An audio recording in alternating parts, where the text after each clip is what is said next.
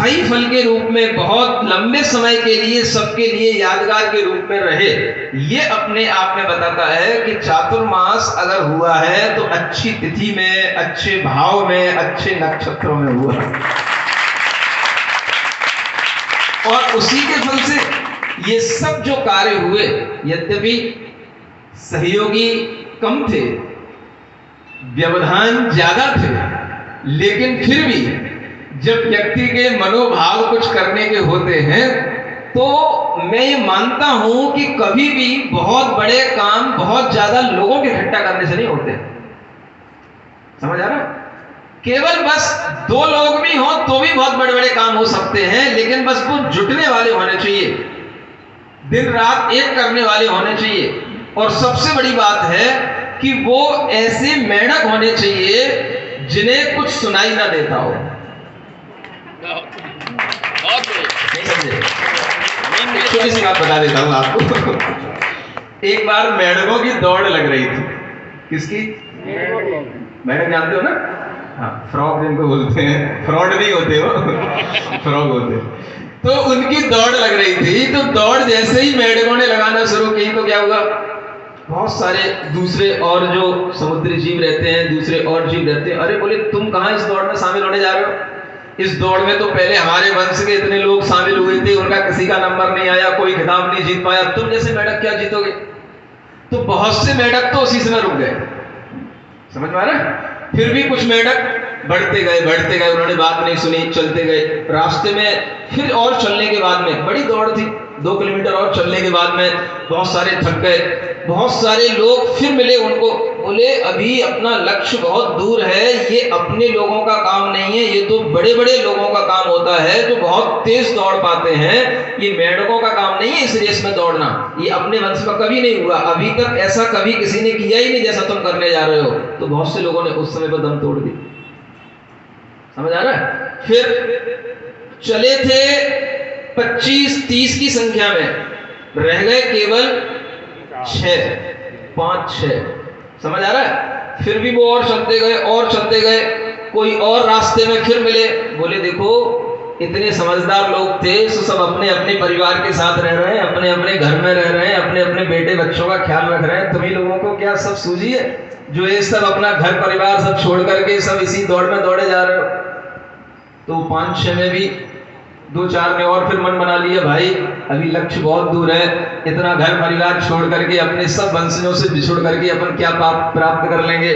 सब पीछे रह गए, एक रह गया चलता हुआ चला जा रहा था। समझ आ रहा है? और उसको कईयों ने रोका, वो रुका नहीं, और वो चलता चला गया और उसने अपनी मंजिल प्राप्त कर ली। वो जो है अपने लक्ष्य तक पहुंच गया और उसने रेस जीत ली।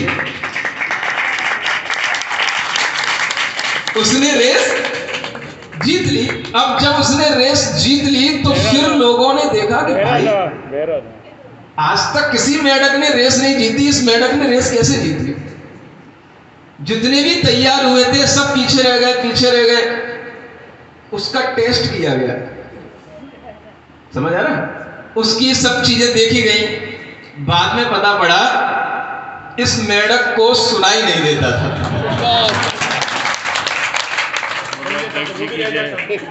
क्या समझ आ रहा है? क्या सुनाई नहीं देता था? जो दूसरे कहते थे ऐसा नहीं होता, वैसा नहीं होता, इतनी दौड़ कोई नहीं दौड़ता, तू पागल हो रहा है, ये हो रहा है, वो रहा है, उसको कुछ सुनाई नहीं देता, उसके कान ही खराब थे, इसलिए वो जीत गया। समझ आ रहा है? तो जब भी कभी कोई काम अच्छे करने होते हैं तो कभी कभी बहरा बनना पड़ता है। समझ आ रहा है? हाँ, जब इस तरीके की स्थिति कभी बनती है तभी आदमी कुछ कर पाता है, अन्यथा टांग खींचने वाले, पकड़ करके पीछे उठाने वाले, पीछे ढकेलने वाले, बात बात पर अपना कहना चाहिए कॉन्फिडेंस डाउन करने वाले, ऐसे लोग आपको पग पग पर मिलेंगे। लेकिन आपका कॉन्फिडेंस बढ़ाने वाले, आपको अच्छे काम में प्रमोट करने वाले, ऐसे अगर आपको लोग मिले तो ये भी एक बहुत बड़े आपके पुण्य फल के कॉम्बिनेशन से होता है। समझ में आ रहा है? अब ये कॉम्बिनेशन कहाँ से आएगा? कॉम्बिनेशन करने से नहीं होता है, ये अपने आप होता है ना। करने को तो हम कितने तरीके के कॉम्बिनेशन बना लेते हैं, लेकिन वो सब सक्सेस हो तो जरूरी नहीं। वह अपने पुण्य से अगर अच्छे तरीके से बनता चला जा रहा है तो वो अपने आप सक्सेस अपने को देता चला जाता है। इसलिए ये सब कॉम्बिनेशन है जो अपने आप बनते गए। और ये कितना बड़ा कॉम्बिनेशन कि आपके लिए ये लॉकडाउन चल रहा है, लॉकडाउन के बाद भी आपके लिए तुरंत जैसे लॉकडाउन खुला आपके मन में भाव बन गया कि नहीं हमें पूरा करना है, वो तब बन पाया जब उससे पहले की सारी तैयारी हो चुकी थी। समझ आ रहा? मंगनी हो चुकी है, बेटा बेटी सब राजी है, समझ आ रहा है? सब कुछ दोनों के घर परिवार के लोग तैयार हैं, विधान पंडित प्रतिष्ठाचार्य भी क्रिया कराने के लिए तैयार है। जो कुछ भी पंच कल्याणक में बहुमूल्य सामग्री चाहिए, निमित्त चाहिए, सभी उपस्थित है। अब किसके लिए कब तक टाला जाए? क्या समझ आ रहा है? जो चीजें एक बार कॉम्बिनेशन उनका बना है, समय पाकर के जब वो सब चीजें अलग अलग हो गई फिर से कॉम्बिनेशन बनना कठिन होता है। जिस काम के लिए हम तैयार हुए हैं उस काम को अगर हम अंजाम दे देते हैं तो जो कॉम्बिनेशन हमने पहले बनाए हैं उन सबके हमें कुछ रिजल्ट दिखाई दे जाते हैं। और अगर हम ज्यादा डिले करते हैं तो ज्यादा लेट करना भी किसी कार्य की असफलता का ही द्योतक माना जाता है। समझ आ रहा? किसी भी कार्य में ज्यादा विलंब होना ये एक उसकी असफलता का द्योतक होता है। इसलिए जो अच्छे कार्य जल्दी हो जाएं, कहते हैं कि नेक कार्यों में देरी नहीं करनी चाहिए। नेक कार्यों में, कौन से कार्यों में? नेक जानते हो? आगरा के लोग भी बैठे हैं, इधर की भाषा है ना, नेक दे दो, नेक नहीं बोलते? अरे नेक नॉन डाल दो, नेक माने बोलते हो थोड़ा सा, और इधर नेक का मतलब क्या होता है? जो अच्छे कार्य होते हैं उसे नेक कहते हैं। समझ आ रहा है? तो अच्छे कार्यों में आपको जब इस तरह से कार्य में समय ना लगे, विलंब ना हो और वो अच्छे काम करने का आपका अपने आप भाव बनता चला जाए तो हम समझते हैं कि ये कार्य इसी रूप में होना ही था, ये निश्चित था। इसको कहते हैं निश्चितता, नियामकता। हम अपने भाव बनाते गए, कार्य होते जाते हैं। ये नियामकता तब समझ में आती है जब उस कार्य में किसी भी तरह का कोई भी हमारे मनोभावों में गिराने वाली कोई चीज सामने न आए। और इस तरह की मनोवृत्तियां जब इकट्ठी हो जाती हैं, समझ आ रहा है? इस तरह की मनोवृत्ति वाले लोग जब एक साथ इकट्ठे हो जाते हैं, एकत्रित हो जाते हैं, तो इसी का नाम योग कहा जाता है। क्या बोलते हो? योग। सुन रहे हो? अभी कौन सा योग? और हम ध्यान योग की बात नहीं कर रहे हैं, ये और किसी योग की बात नहीं कर रहे हैं जिससे आप कहते हो कि ये तिथि अच्छी है कि नहीं, कुंडली अच्छी है कि नहीं, वार अच्छा था कि नहीं, नक्षत्रों का सबका योग, ये योग माना जाता है। ज्योतिष में योग देखे जाते हैं। समझ आ रहा है ना?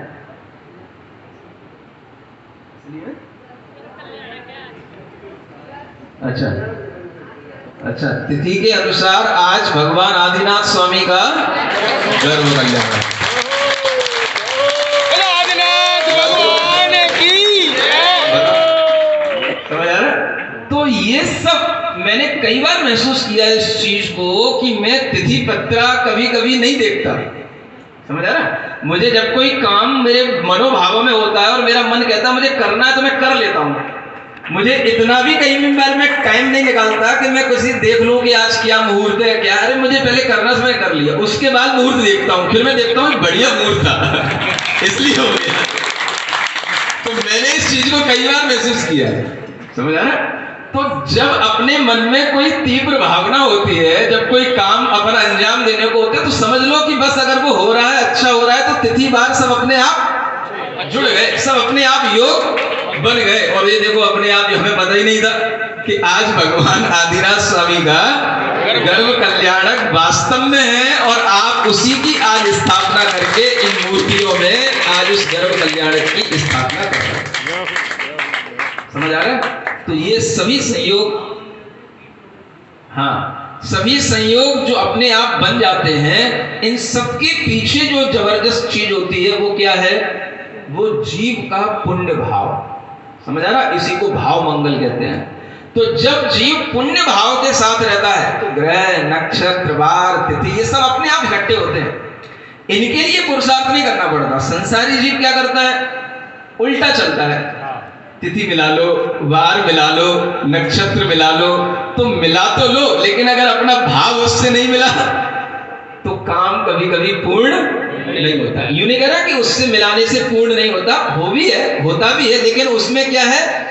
उसमें एक संभावना है। बाहरी चीजों को मिलाने के बाद अगर भीतरी पुण्य, अगर भीतरी भाव का संयोग नहीं मिला तो वह कार्य नहीं होगा, और मिल गया तो कार्य हो जाएगा। तो वो भी चीज बनती है, इसीलिए संयोग मिलाए जाते हैं। लेकिन इसमें नियामकता नहीं है। इसको बोलते हैं न्याय की भाषा में अविनाभावी संबंध। क्या बोलते हैं? हाँ, तो इसमें ये अविनाभावी संबंध नहीं बैठता, लेकिन मैं जो बता रहा हूं उसमें अविनाभावी संबंध बैठता है कि अगर आपका भाव तीव्र है, अगर आपका पुण्य तीव्र है, अगर आपके मनोभावों में वो काम करने की तीव्र जिज्ञासा है, तो आप मान के चलना जिस समय पर आप अंजाम देंगे उस काम को, उस समय पर अपने आप सभी ग्रह, मुहूर्त, नक्षत्र, तिथि सब शुभ होंगे। ये अविनाभावी संबंध है। समझ आ रहा है? पंडित लोग भी बैठे हैं, जिनसे मुहूर्त सजवाया था वो भी बैठे हैं। तो ये सब चीजें अपने आप बनती हैं। इसलिए आचार्य कहते हैं सबसे ज्यादा महत्व होता है जीव के अपने पुण्य का। किसका? पुण्य का प्रभाव जीव के अंदर आता है। किससे आता है? पुण्य से। ये तीर्थंकरों की गर्भ का ये प्रभाव है कि अभी वह गर्भ में आते हैं, गर्भ में आने के बाद में भी माँ को ऐसा नहीं लगता कि गर्भ में कोई जीव आया है तो कोई बहुत भारीपन हो रहा है, पेट को लिए लिए फिर रही हो कि उससे उठाना जा रहा हो कि बैठाना जा रहा हो, कुछ नहीं होता। बिल्कुल माँ हल्की रहती है और बेटा उस गर्भ में ऐसे रहता है जैसे कोई दर्पण में प्रतिबिंब आता है ना। तो दर्पण में अगर प्रतिबिंब डाला जाएगा तो दर्पण में कोई भारीपन आ जाएगा, उसका वेट कभी नाप के देखना।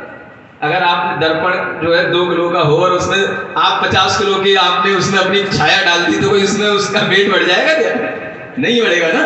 इसी तरीके से वो गर्भ में बालक इतने सुंदर ढंग से रहता है, इतनी गर्भ की स्वच्छता के साथ में गर्भ में रहता है कि वह बिल्कुल ऐसा लगता है कि जैसे किसी का प्रतिबिंब बस उस गर्भ में आकर के बैठा हो। कोई उसमें भारीपन नहीं लगता माँ को, और बस महसूस सब अच्छा होगा। उस पुण्यमान बालक के प्रभाव के कारण से माँ को इतना ज्ञान उत्पन्न हो जाता है कि 8 कुमारियां, 56 कुमारियां तरह तरह के उससे माँ से प्रश्न करेंगी तो माँ को हर प्रश्न का उत्तर देना आ जाता है। ये माँ का ज्ञान नहीं होता, ये उस बालक का ज्ञान होता है, जिसके कारण से माँ भी ज्ञानी बन जाती है। समझ में आ रहा है? वो कार्यक्रम हो गया यदि होना है। हाँ, तो ये बहुत बड़ी चीज है। समझ आ रहा है कि माँ के अंदर अपने आप उस बालक के प्रभाव के कारण से अच्छे भाव आना, अच्छा ज्ञान उत्पन्न हो जाना, अच्छे विचार आना, और माँ के अंदर भी ये सब ज्ञान आ जाना। क्या सम्यक दर्शन, क्या मिथ्या दर्शन, क्या मोक्ष, क्या संसार, क्या जीवादि 7 तत्व, ये सब ज्ञान। आप पूछ रहे थे कि महाराज से पूछेंगे, अब महाराज क्या बताएं? जब बालक ही गर्भ में आ रहा है, माँ से ही पूछ लेना, माँ बता देगी आपके लिए। इतना आशीर्वाद माँ को मिला है कि माँ को बताए जीवानी 7 तत्व कौन से होते हैं। समझ आ रहा है? तो ये सब ज्ञान अपने आप आपको मिलता है। बस आप ऐसे कॉम्बिनेशन बनाने के लिए अपना मनोभाव अच्छा बना करके रखें कि अगर इस कॉम्बिनेशन में हम बैठे हैं तो इस पॉजिटिव फील्ड में बैठने वाले लोग भी अपने आप में पुण्यवान लोग हैं, महापुण्यवान लोग। समझ आ रहा है? 24 तीर्थंकरों की और एक बीच में शांतिनाथ भगवान की छाया में बैठ करके आप लोग जो प्रतिष्ठा करने जा रहे हैं उसमें आप पीछे की ओर ना देख करके, कहां देखना आपको? सूत्र याद है ना कल का? हाँ, तो बस इसी से आपका कल्याण होगा, पीछे देखने से कुछ नहीं। इसलिए आप ये मान के चलें कि ये बहुमूल्य समय, बहुत आपके सौभाग्य का समय, और इस समय की सराहना देवलोक भी करते हैं। मुनि महाराज को तो बीच में ही बैठा लिया जाता है, क्या करें, आपका मन नहीं मानता कि हमारी भी सराहना करने के लिए कोई विशिष्ट पुरुष होना चाहिए, तो अब देव तो आपको दिखाई नहीं देते हैं, तो आप मुनि महाराज को ही बुला लाते हो, थोड़ा सा महाराज हमारा भी मनोबल तो बढ़ा दो कि हम इतने बड़े बड़े काम कर रहे हैं, तो कुछ अच्छा कर रहे हैं कि नहीं कर रहे हैं, है ना। तो ये सब भाव आपके लिए, आपकी अंतरंग की विश्वास, आपकी श्रद्धा, आपके मनोभावों को बढ़ाने के लिए हैं, और इसी तरह की मंगल भावनाएं आप बना करके रखें। आपसे कहा था कि ये स्थान, ये क्षेत्र किसी अद्भुत नाम से, किसी अद्भुत पहचान से जाना जाएगा। वो पहचान आपके सामने बाद में आएगी। समझ आ रहा है? मंदिर तो जगह जगह बनते हैं, बहुत जगह मंदिर बनते हैं, बहुत जगह अच्छे से अच्छे मंदिर बन सकते हैं, सब प्रतिमाएं बन सकती हैं, सब कुछ हो सकता है, लेकिन यहाँ पर कुछ ऐसा अद्भुत हो सकता है जिसके कारण से लोग यहाँ आए देखने के लिए विश्व भर से, कि यहाँ पर क्या है जो हमें इतना नाम यहाँ सुनाई पड़ता है। अरहम विद्यानिलय में कोई एक चीज है, वो चीज आपको बाद में पता पड़ेगी क्या है। समझ आ रहा है? वो मनोभाव आप अच्छे बना करके रखें। वो सब चीजें थोड़ा समय के साथ आपके सामने आएंगी, उसमें थोड़ा सा श्रम लगेगा, धन लगेगा। अब धन की भी यहाँ पर कोई कमी नहीं है, और कमी इसलिए नहीं हो सकती है कि आपको बता दूं कि ये जो भवन है, ये जो जिनालय है, ये जो भगवान है, ये धन की दिशा में ही देख रहे हैं। ये कुबेर की दिशा कहलाती है, उत्तर दिशा। समझ आ रहा है? तो यहाँ जो घुसेगा वो यहाँ पर धनपति होएगा, यहाँ जो घुसेगा, यहाँ जो 3 देगा उसके लिए 30 गुना मिलेगा, वो अपने आप समृद्ध होगा, यहाँ धन की कोई कमी नहीं होगी। समझ आ रहा है? तो आप देख रहे हैं जिस तरह से धन अपने आप यहाँ पर एकत्रित हुआ है, आप उसका सदुपयोग करें। बस आपको लगाना है वो धन, आपको अपनी अंटी में बांध के नहीं रखना है। जहां पर एक गांठ बांधने की बात आ गई तो बस वहीं पे गांठ पड़ जाएगी। सुन रहे हो प्रेम कुमार? गांठ बांध के नहीं रखना है। जितना आप लगाओगे, जितना आप इसको चमकाओगे, उतनी चमक इसकी बढ़ेगी, उतना ही यहाँ पर अपने आप लोगों का आना जाना सब कुछ अतिशय आपको देखने को मिलेगा। तो उसी से यह चीज अपने आप में विशिष्ट बनेगी, और वह भी आपको अंत तक बताने की कोशिश करेंगे कि क्या विशिष्ट होना है। अभी तो आप थोड़ी क्यूरियोसिटी बना के रखो। बोलो महावीर भगवान की। जो संपूर्ण आगरा के मंदिरों के ऊपर होती है। आगरा दिगंबर जैन परिषद के अध्यक्ष जगदीश चंद जी, महामंत्री सुनील जी, अर्थ मंत्री राकेश जी पर्दे वाले, उपाध्यक्ष श्री निर्मल जी जैन मोठिया, अर्थ और पूरी टीम अलग अलग शैलियों से, अगर मैं नाम बोलूंगा लंबी फहरिस्त हो जाएगी, लेकिन महाराज जी सारी जो जितने भी मोहल्ले, शैलियां, कॉलोनी है। अब पन्नालाल जी बेनाला साहब यहाँ मौजूद हैं, कहाँ गए? मैं कहूँगा आगे आए, क्योंकि पहला श्रीफल आपका चढ़ रहा है। आइए। कई वर्षों से आदरणीय भाई साहब पन्नालाल जी बेनाला प्रयास करते रहे, और जैसे ही उन्हें पता चला कि इस बार पूरी मजबूती के साथ, कई बार हमें आचार्य श्री के पास भी लेकर गए, इस बार प्रयास, जब पंडित रतनलाल जी बेनाला थे, सो दुर्भाग्य है कि वो इस बार नहीं है हमारे साथ। कोशिश उस जमाने में की गई थी कि कुछ करने वाले हैं। आइए आइए सर, आगे आइए। बेनाला साहब से कहूँगा नगर की ओर से बोल दें। नमस्ते महाराज, ये हमारा सौभाग्य है कि इस बार आपके चरण आगरा में पड़ रहे हैं। हम सब लोग तैयार हैं, पूरा आगरा तैयार है। आगरा के आसपास जितना क्षेत्र में लोग हैं वो सभी तैयार हैं। इसलिए आपसे गर्व अनुभव है हम सब लोगों का कि कृपया और आगे से मैं आज एक कॉन्फिडेंस बेनाला जी का एक बात कहना चाहूंगा। इन्होंने कहा गुरुदेव आपके चरण आगरा में पड़ रहे हैं, इनका कॉन्फिडेंस देखो, पढ़ रहे हैं। ये नहीं कहा कि पढ़े, ये इनका कॉन्फिडेंस। लेकिन एक बात कहूं भैया, ऐसे संत नहीं पाओगे, चरण पकड़ लो भैया, तुम ऐसे संत नहीं पाओगे।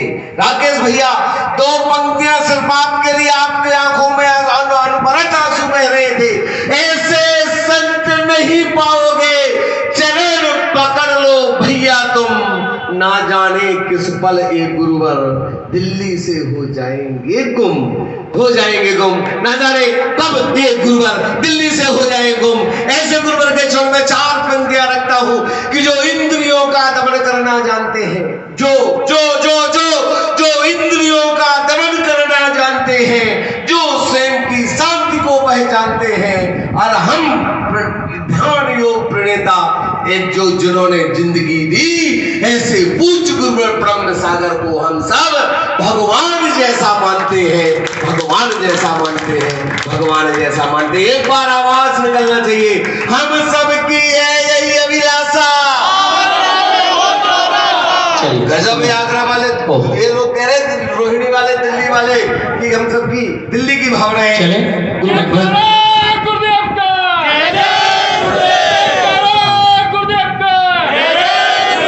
आगरे नैरे होसु चौमासा ये आप लिखकर लाए हैं, अर्थ समर्पित कर रहे हैं।